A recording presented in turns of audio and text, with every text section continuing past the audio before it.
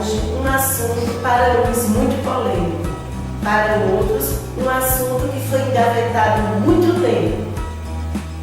Qual será a sua opinião? Trouxemos hoje para dar uma breve explicação a vocês o nosso professor Jadiael de Jones, que também é presidente do diretório acadêmico da LGBT, da Faculdade Rural, Foi a Faculdade Rural de Pernambuco. Jadiael, muito obrigada por ter vindo, por ter atendido o nosso convite. Para mais uma honra ter você conosco. E eu já gostaria de entrar na questão. O que o diretório faz dentro da faculdade? Bom dia a todos, bom dia, Selma. Muito obrigado à TV AG que convidou para estar aqui nesse momento. Bom, primeiro, o Diretório Nacional dos Estudantes da UFRB é composto por todos os 4 campos. A sede, aqui, Nós Garanhuns, a UAG, a UAST, Serra Talhada e Cabo São Agostinho. Então, esses 4 campos, esses 4 polos, mais a sede, formam o UFRB. E nós temos o DCE, que é o Diretório Central dos Estudantes. Nesse diretório, a gente tem algumas diretorias. E junto com a demanda dos estudantes em conversa, esse grupo estudantil resolveu a gente colocar que tivesse uma diretoria LGBT para que pudesse trabalhar em prol e contra o preconceito aos homossexuais, tanto gays como lésbicas, como toda a diversidade que está presente na universidade, porque a universidade é um lugar diverso, um lugar plural. Então a gente pensou nisso e formamos a diretoria LGBT, a qual eu atuo como diretor dessa diretoria. E nesta diretoria a gente tenta mover ações que quebrem essa questão do preconceito, que é tão presente em toda a esfera da sociedade, como também nessa esfera, vamos dizer assim, nessa microesfera que é a universidade, que reúne várias pessoas de vários lugares, de várias culturas que estão ali dentro. Então, a diretoria é mais ou menos para isso, para a gente tentar buscar, vamos dizer, fazer com que as pessoas entendam, porque eu acho que a gente passa a criticar, a rejeitar aquilo que muitas vezes a gente não entende. Muitas vezes quando a gente não entende o lado de gênero, o lado da diversidade sexual, a gente passa a criticar de forma negativa porque a gente não conhece, porque a gente não estudou. O preconceito é isso, né? É isso. Um conceito pré-concebido antes do conhecimento, né? Então a gente tenta trazer discussões, palestras, movimentação que façam com que os alunos reflitam sobre seus atos, para que esse preconceito, essa homofobia tão presente dentro da instituição e até mesmo para que quando esses futuros profissionais saiam de dentro dessa instituição, saiam, vamos dizer assim, mais abertos à diversidade que existe, mais abertos a saber trabalhar, mais abertos a saber lidar com as diferenças presentes na sociedade. Vocês resistem problemas. Qual é o problema mais decorrente desse gênero? A gente tem muitos problemas em relação à questão de gênero, em relação ao preconceito com as mulheres dentro da instituição, mas também com preconceito em relação à sexualidade dentro da instituição. Apesar de a gente estar num universo muito amplo que é a universidade, a gente tem muito preconceito. Preconceito muito decorrente por parte dos professores. A gente teve um professor que lançou um livro na instituição chamado de heterofobia, dizendo que os gays têm preconceito, que os gays agem contra os héteros, que eu nunca vi. É uma questão que a gente sempre discute. Como é que você... eu não vou dizer que pessoas brancas e héteros sofrem preconceitos. Essa nossa sociedade, essa é a realidade. Sociedade hipócrita, né? Essa sociedade super homofóbica, super machista. Então, ele lançou esse livro, onde ele discute que o gay na sociedade é um risco à sociedade civil, onde ele diz que é uma doença, onde deve ser tratado na base de choque, e ele lançou esse livro. A gente tenta mobilizar esses atos homofóbicos desse professor. A gente teve casos de homofobia em Serra Talhada. São apologia à violência contra. Né? Então, assim, você está até sem palavras. Eu vou me calar porque eu fiquei sem palavras diante disso. Professor, vai para a questão educacional, um professor ele consegue formar muita cabeça. Lógico, ele é a pessoa que direciona. Quando ele começa a levar esse discurso para dentro da universidade, para formar esses profissionais, muitas pessoas também terminam saindo com esse discurso preconceituoso. E fora também a gente teve preconceito na UAG aqui em Garanhuns. Alunos ouvirem piada, pensando em virei o computador na hora que ele abriu para apresentar trabalho, apareceu a foto dele com o namorado, e ele foi dos colegas, o professor não fez nada para acabar com aquele hábito de ridicularização, de homofobia. Então a gente tem diversos atos de meninos na sede, de um menino que estava com o seu companheiro e o segurança os coagiu por conta disso. Então a gente tem muitos atos assim que a gente tem, enquanto diretoria, enquanto DCE, lutar contra esse tipo de preconceito e discriminação. É incrível o ser humano, porque desde o primórdio os homens brigam entre si, pelo poder, pela questão de autoafirmação. E ele continua, só muda as armas. Mas a guerra interior é de uma violência tão absurda, seja ela, nós estávamos falando aqui das violências da atualidade.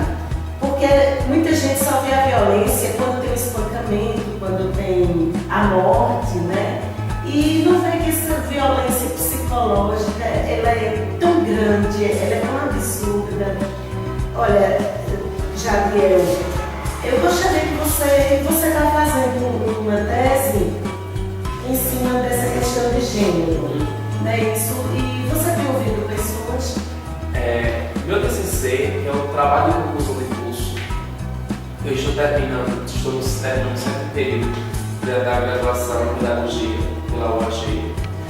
E meu TCC aborda a questão da diversidade sexual e de gênero através da literatura. Eu defendo que as questões de gênero, as questões de diversidade sexual, as questões diversas que trazem preconceito na nossa sociedade devem ser trabalhadas desde as séries iniciais. É claro que muitas coisas eu não concordo que a gente traga tipo uma cartilha gay para a sala de aula. Enquanto pedagogo, eu, quanto professora, recebi uma cartilha não vou nem citar agora, posteriormente vamos falar, onde ela diz assim: a família brasileira ela é formada de pai, mãe e filhos.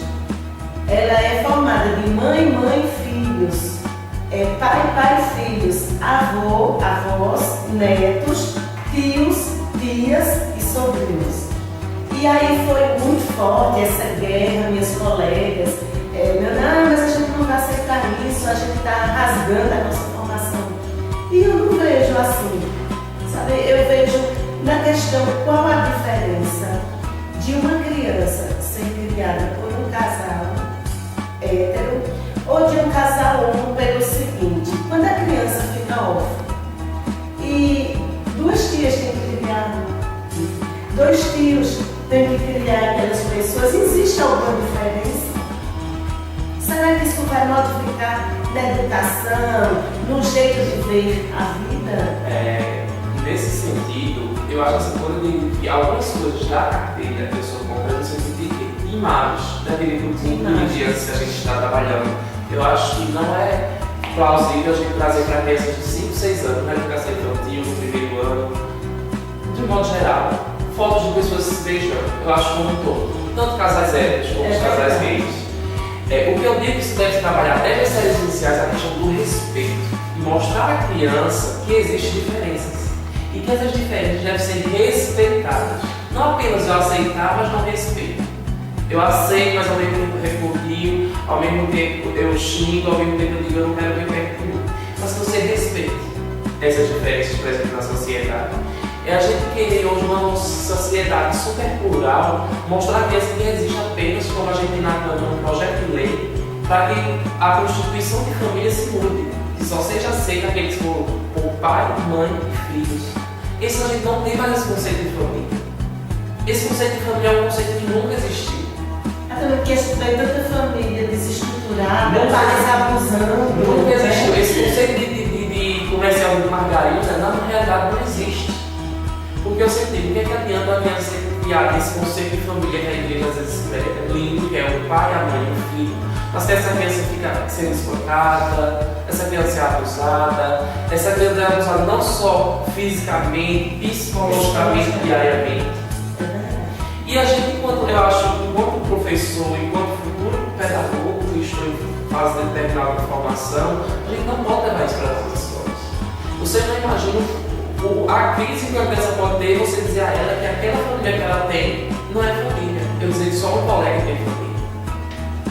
Porque a gente tem uma sociedade hoje em dia que são criadas por avós, por tios, por irmãos, por tudo. Por que não é uma família? O conselho tutelar mesmo tira. Eu acho que família deve ser vista aqui, onde há amor e respeito, aqui é uma família. A gente, quando está aqui em grupo e amigos, a gente é uma família. Quando existe o amor e o respeito, é uma família. Na escola, a gente forma uma família ali, a gente está diariamente convivendo com aquelas mesmas pessoas, com a sua realidade, com o seu sonho, com suas dificuldades. Mas aquilo ali se torna uma família. Eu acho que essa questão de família, ela tem que ser vista mais pluralmente. Não dizer, querer delimitar o que é e o que não é. Porque é muito fácil dizer para mim o que me agrada e o que eu acredito como é. Mas para você que viveu na realidade é totalmente diferente. É eu chegar e querer podar daquilo que você não é. Daquilo que você não vive, daquilo que você jamais vai poder viver. É isso que nossa bancada quer fazer no congresso. Podar as pessoas da infelicidade de ser aquilo que eles querem, não aquilo que eles acreditam, naquilo que eles são. Jadiel, hoje as coisas são muito explícitas. Por exemplo, Malhação, que passa um horário considerado um horário para crianças, ele retrata, o programa que retrata cenas de sexo, de traição, de você querer ter o que na realidade não pode. E eu acho que tem uma influência muito grande nessa despersonalização das pessoas, nessa perdição, digamos assim, entre o que é certo e o que é errado. Uma vez que novela, ela também é um modismo que as pessoas seguem. Eu acho assim. Eu mesmo, particularmente, não assisto novela. Eu também não assisto. Por questão de tempo. Mas o que eu vejo é que, principalmente em crianças, a criança ela representa muito e ela tenta reproduzir aquilo que ela vê. Quando a gente chega, porque eu digo, a gente não quer falar de questão de gênero e de sexualidade na escola, mas a gente deixa a nossa filha assistir qualquer tipo de novela, qualquer coisa. Exatamente. Até Ele não vai ter a questão educativa da novela. Isso. Ele não vai ter uma base educativa, pedagógica para ensinar ali. E a gente deixa a criança assistir, porque como é uma questão natural. Mas quando é para falar na escola, quando é para falar em um ambiente, não quer que nossos filhos É um falso pudor. É um falso pudor. Então, e eu não sou a favor de que a criança assista esses determinados novelas, esses determinados tipos de desenho. Por quê? É claro que eu posso chegar aqui, até mesmo que Freud já fala isso, que a criança já nasce com a sua sexualidade. A gente já nasce com a sexualidade. A gente vai desenvolvendo essa sexualidade. E até mesmo tem alguns autores que trazem isso como um glossário de diversidade sexual e gênero, que é da Paraíba. E os autores trazem que a sexualidade é algo que a gente vai também construindo. Porque existe uma diferença entre a sexualidade, o desejo sexual e questão de gênero. Nossa sexualidade ela vai muito mais além. É nosso humor, é nosso jeito de ser, é nosso jeito de se portar, é nosso jeito de interagir com as pessoas. Isso faz parte da nossa sexualidade e a gente vai desenvolvendo desde a fase de criança. Desde quando a gente nasce, a gente vai desenvolvendo essa sexualidade. E que essa sexualidade ela também vai ser aprendida com os meios sociais que a criança vai tendo determinado contato. É claro que a criança tem curiosidade de saber como é o corpo, é claro que a criança tem curiosidade, é claro que a criança está em fase de desenvolvimento constante, mas que nós adultos devemos respeitar a fase de desenvolvimento da criança. Não chegar e mostrar a crianças cenas que não são da para ela, a gente está roubando essa infância. A gente está acusando a infância dessa criança quando a gente coloca imagens de pessoas se agarrando ou transando na frente de uma criança. Os pais devem ter cuidado no seu relacionamento na frente das crianças. Muitas vezes os pais acham que não, acham que ele só vai aprender lá fora, mas pode trazer um trauma para aquela criança, ele vê o pai e a mãe. Eu acho que dos traumas o maior é quase como um estupro. É muito forte, é muito forte. É muito forte. E que os pais devem ter esse cuidado de não só achar que a criança só vai ser se ele tiver um professor gay ou se... Não, isso também não vai influenciar na sexualidade da criança. Porque esse desejo sexual por carnal, por pessoas, isso não vai descobrir a partir da adolescência. É claro que hoje o estudo já vem trazendo essa questão de transgênero, das crianças que são transgênero, e que trazem isso, crianças que já nascem com esse desejo de sentir-se que está no corpo errado. Não é um desejo, eles se sentem no corpo errado. E parece que está diminuindo. Eu tive o prazer também de ensinar crianças. E eu tinha um aluno que aos 6 anos ele chorava porque ele gostaria de ser baliza. Hoje ele deve ter 17, 18 anos, hoje ele é baliza de um colégio de nossa cidade. E ele assim, uma coisa absurda, mas ele já dava todos os sinais desde muito pequeno, era uma coisa absurda. Só que também eu defendo, e até mesmo que meus estudos mostram que não é uma brincadeira, não é um brinquedo, não é uma coisa que define a sexualidade de uma pessoa. Você já vai desenvolvendo o preconceito e também aquele clube da luzinha, o clube do bolinha, que você já vai criando da maneira errada, desrespeitosa. Justamente. E até mesmo muitas vezes eu vejo assim, as mães reclamar porque meu filho não ajuda quando pensa, que o meu marido não me ajuda. Mas você cria o seu filho, você cria seus filhos e ensina ele que não é coisa de homem. Não é coisa de homem. Não se cria de maneira machista. Como é que você quer que aquela pessoa depois não tenha esse jeito machista? Se você condicionar a vida.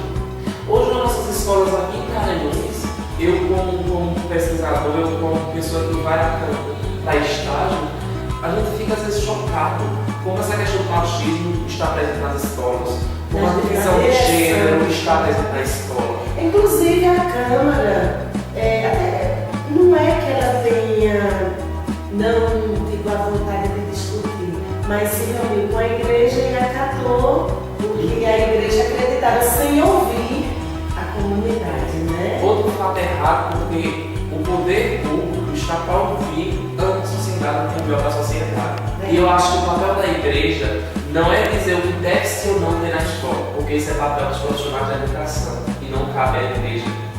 A igreja não estuda para trabalhar questões educacionais. Quem estuda para trabalhar questões educacionais é nossos pedagogos, nossos professores. Trabalham de didática, trabalham de metodologia, não é a igreja. A igreja, o papel social da igreja é outro, o papel social da escola é outro, são papéis diferentes que são necessários. São excelências, né? Contra nem a igreja, nem a escola, mas que cabe ao poder público ver o que é melhor para a educação, o que é melhor para a sociedade. Isso é uma coisa que não é respondida por questões religiosas, pelo que eu acredito, mas o que é melhor para todos. O que é melhor para todos. Quando a gente chega nas nossas escolas, que a gente não discute de gênero, que a gente vai fazendo divisões, a gente só cresce o quê? O preconceito, a violência. É até mesmo que a questão de gênero está englobando a violência contra a mulher, por exemplo. Ela é muito ampla, não é a questão de divisão porque é homo, né? É muito mais abrangente. Nesse conceito, o próprio poder ali público, junto com a igreja, não soube separar o que é questão de gênero, o que é questões homossexuais, religiosas. Fizeram uma grande salada, olha, deixa isso daqui a 10 anos, a gente senta e vamos discutir. É hora de repensar. Nós precisamos pensar na sociedade para daqui a 20, 30 anos, mas também nós precisamos viver o agora. Justamente. A gente não pode voltar vamos dizer assim, a ter essa volta, retrocesso. A igreja... E a gente está voltando ao retrocesso. Antes a gente teve um retrocesso de um poder por parte da igreja, de uma determinada denominação, a gente tem esse retrocesso. Agora que a gente conseguiu dar passos lentos, que a gente não pode dizer que a gente desenvolver questões, porque a quantidade de mulheres que são mortas, estupradas, abusadas diariamente é muito grande, que a gente não pode dizer. E é uma questão de gênero. A gente não pode dizer que teve mudanças. Só que, porém, a gente vai criando isso na própria escola, de maneira de agir. A gente, enquanto professor, enquanto pai, a gente diz: olha, namora a fulaninha, não sei o quê, sua filha você não deixa, mas seu filho você fica incentivando a fazer coisas erradas com a criança. Tem um ditado até muito terrível que diz assim: prenda suas vacas, porque meu boi está solto, né? É complicado. Em que a gente não pode mostrar assim. A gente tem que mostrar na escola, tem que mostrar na sociedade, tem que mostrar aos nossos filhos que as pessoas têm. E podem ter oportunidades iguais, mas que tem direitos iguais. Eu não tenho direito de mostrar porque eu tenho filho, porque eu sou homem, de olhar para o corpo da mulher e dizer: não, ela é uma qualquer, eu não tenho direito sobre o corpo dela. Ou estuprou porque ela se insinuava, porque eles tinham certo. Não existe isso, a gente tem que se quebrar isso da nossa sociedade, da nossa escola, de dizer. Eu vejo relatos de professores que têm meninas de 4, 5 anos que eles ficam dizendo: ah, se não acontecer vai ser isso, vai ser aquilo. Exato, isso é muito comum nos professores. A gente tem que dizer, mostrar que aquela menina, mostrar na nossa turma e dizer: não, ela não tem que se comportar como ela quiser, de acordo com aquilo que ela vê que está sendo bom para ela. É claro que a gente tem que orientar nossas filhas em maneira de comportar, trazer um pouquinho dessa educação que faz parte da educação doméstica também, né? Que deveria ser uma educação doméstica. A escola não está para educar ninguém, a escola vai aí disseminar o conhecimento científico, cultural, mas a educação de base que está sendo transferida para a escola, talvez esse seja um ponto muito crítico que precisa ser visto de uma maneira mais ampla. Hoje, talvez porque os pais trabalham fora e não tem mais tempo de estar, ou simplesmente acha viável transferir. Olha, eu estou pagando, ele está estudando, é lá que ele tem que no nosso TCM, que é os parâmetros curriculares nacionais, que vamos dizer assim, passam como deve ser, ou então vamos dizer assim, é um norteador para como deve ser a educação. De 97, ele já traz essas questões. E com o desenvolvimento da sociedade, local, industrial, a família perdeu esse ato de cuidar, de educar e está transferindo para a escola. Então, quando chega no PCM de sexualidade, eles o quê? Que a família transferindo para a escola esse papel, a escola não está preparada para trabalhar essas diferenças, essas mudanças, então joga de novo para a família e fica essas pessoas sem ter nenhuma orientação de como se deve ser, de como é. Porque quando a gente passa a trabalhar as questões de sexualidade, as questões de gênero, eu acredito que até a questão da diminuição de abusos sexuais diminui.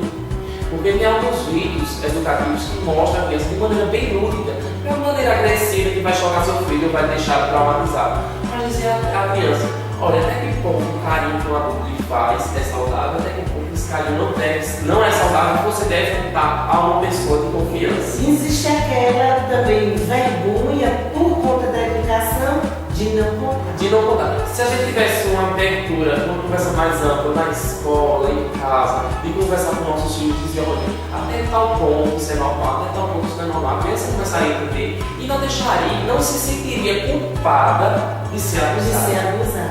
A criança, quando começasse a perceber, vamos dizer assim, qualquer tipo de ato que não seja da sua vontade, ele contaria.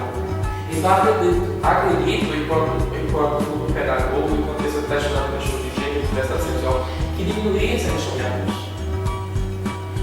Pode não ser o abuso no começo inicial, assim, o abuso psicológico, mas o abuso físico eu acredito que diminuiria muito, porque raramente o abuso ele começa no mesmo dia já tem um abuso físico. Ele está aos poucos traumatizando essa criança. Estou muito no convívio, né? No meu trabalho em cadeia pública, eu noto que ele é muito parental, como diz, é o pai, é o tio, é o irmão, é o padrasto, mas são pessoas do convívio onde a criança confia. Do convívio. Mas se a gente tivesse uma educação maior, eu acredito que teríamos crianças que tivesse mais essa autonomia. A gente precisa ter as nossas crianças, a gente precisa educar nossas crianças na escola para que elas tenham autonomia. A gente não pode ter a criança dizendo que ela não tem vez nem voz, que ela não tem direito. Quando o adulto fala, a criança se cala. Eu digo assim, nas nossas escolas a gente está com isso muito presente. Deus chega e diz, vou fazer uma festa aqui das crianças. Mas é que a criança não tem o direito de opinar o que ela quer brincar, o que ela quer ganhar das crianças. A gente faz um aniversário do nosso filho, a gente não deixa a criança opinar qual é o tipo de modelo de festa que quer. A gente diz, você tem que se for nesse estilo aqui, se você for nesse aqui, escolha. Diz que dá a escolha à criança, mas que ao mesmo tempo você já pode dizer o que ela pode. Principalmente a mãe transfere seus desejos para os filhos, principalmente na questão profissional. Hoje todo pai gostaria que seu filho fosse jogador de futebol e as mães gostariam que seus filhos fossem modelo, um manequim, uma profissão que se ganha muito dinheiro, é tudo rápido, sem perguntar o que as pessoas na realidade querem ser, querem fazer. Então, nós vivemos uma liberdade racional, você diria isso? Eu acredito que sim. Porque a gente somos moldados de ser o que somos a cada instante, a cada momento. A questão de expressão, né? De tudo. Esses dias eu passei por um processo muito difícil.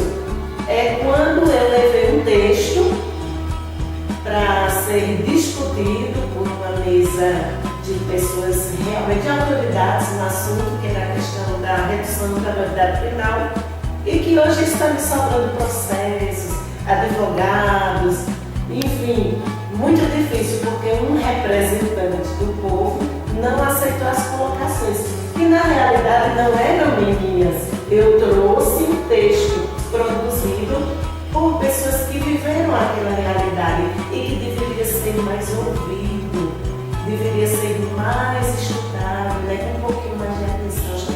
Eu também, em relação a essa questão da minoridade penal, eu sou contra. Como é que adianta a gente querer diminuir a minoridade, a gente querer prender as pessoas, mas ao mesmo tempo a gente não dá a oportunidade dessas pessoas mudarem? Pois é, olha, quando eu vejo um representante do povo dizer sou totalmente a favor da redução, eu acredito que por trás dessa afirmação ele diz eu não tenho competência de mostrar meios de fazer com que desde o início essa criança tenha oportunidade. Na minha realidade, ele assinar um atestado de como é incompetente. Eu também vejo assim, porque uma pessoa que a gente achar que vai resolver os problemas, apenas faltando outro problema, que é formar mais presídios, colocar mais pessoas ali que saem da cadeia, saem das sociopatas, viu? Bem piores. Sociopatas. Como é que a gente pode dizer que vai melhorar a nossa realidade, vai melhorar a sociedade? Eu acredito que a sociedade só muda quando a gente tem uma educação, uma mudança de base. Uma excelente educação. Para a gente ter uma excelente educação, mas por que eu pergunto, por que é que nossos políticos preferem colocar as pessoas trancafiadas, analfabetas, trancafiadas, do que dar educação de qualidade? Porque a educação de qualidade liberta as pessoas se tornam ricas, as pessoas não vão votar em qualquer político que estão assumindo hoje as cadeiras públicas. Não vão. Quando você tem educação, você se torna mais rico, você se torna mais coerente com o que você quer, você se torna realmente um cidadão aquilo que a Constituição nos garante. Através da educação, nos tornar cidadãos críticos e a educação nos permite isso. Então, nossos políticos não querem que a gente se torne cidadão crítico. Os políticos querem o quê? Que a gente dê dados, demonstre dados que a gente está num país alfabetizado, mas que a gente tem um mundo de analfabeto funcional. Pessoas que se dizem alfabetizadas, mas que na realidade não sabem fazer leitura, não sabem interpretar. Então, é esse tipo de alfabetização, é esse tipo de educação que os nossos políticos querem. Nós vamos ficar com esta pergunta. E você, o que é que você acha? Eu estou aqui convocando e você testemunhando que nós não podemos perder essa pérola, que ele vai ter que voltar mais vezes para abrirmos mais nossos caminhos, nossos pensamentos e aí sim podemos colaborar nessa formação tão linda que é ser gente. Jadiel, muito obrigada pela sua presença. Pelo amor de Deus, volte, nos brinde com sua sabedoria. Você quer mais de Adriel? Tenho certeza. Então você vai ver na TV AG aquela que interage com você. E do mesmo jeito a gente na escola. Quando a gente